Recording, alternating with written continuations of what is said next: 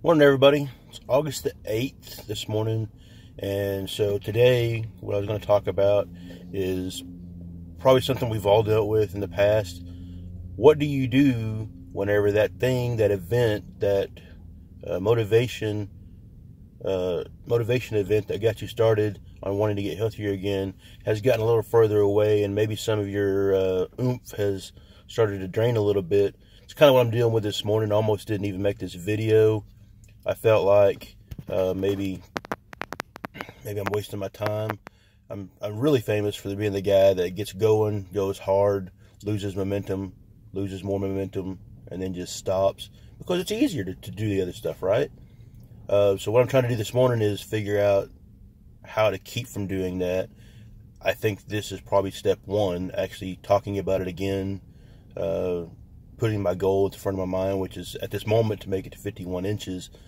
What I was thinking this morning is, it's Wednesday. I don't measure until Friday. I won't know anything, and I'm putting the effort in now for a result that I don't know what it's going to be. It may be great. It may be bad, but it's kind of hard to every day motivate yourself. I think that part of my problem is that I had such a simple life before, and then now my life's gotten a little bit bigger, so I got things pulling me in several different directions.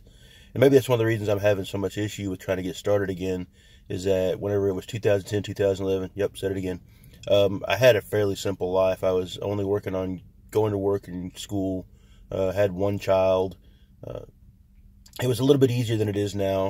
I'm involved in several things, got a career instead of a job, things like that.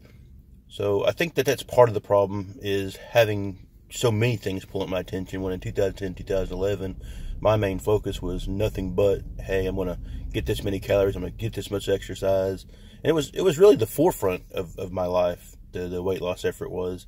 And like I said, I'm just so pulled nowadays that it's hard to have one thing be at the forefront of my life besides my family. They get it all. Seems like a lot of other things suffer. I think the key to it all is try to figure out how to, obviously family, God, work, they're going to come first, but you got to figure out some way to give the other things, especially your health, some kind of priority. Like I said, that's one of the things I'm trying to do with this videoing, is keep it an important thing, keep it at the forefront of my mind. I don't want to lose momentum. That was one of the reasons I started this, is it's a momentum thing. Like as long as I keep thinking about it, it's going to stay at the forefront.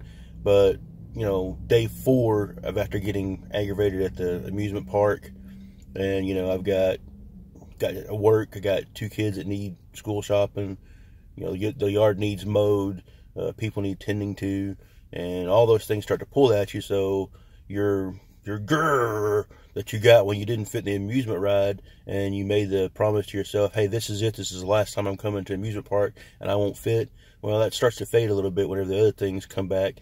And the other part of it being that, habits are comfortable, and so it's kind of uncomfortable to start going outside of your habits. This was 6 days that I've been doing this to deal with my stuff, rather than going to the kitchen and grabbing something to eat, or sitting on my iPad instead of getting up and moving. Those things are hard. You get comfortable doing your habits. And so today what I'm going to work on is realizing that the old habits are bad, the good habits are new. And there was an analogy that somebody told me one time that I really enjoy. Each time you practice a habit, it's like making a rope. You add a strand to that rope every time you practice a habit. So I got to start thinking of and visualizing the rope analogy again. I've used it before. I need to get back to thinking about it. Every time I walk through the kitchen and don't get something to eat, that's one more rope on the habit of not getting something to eat.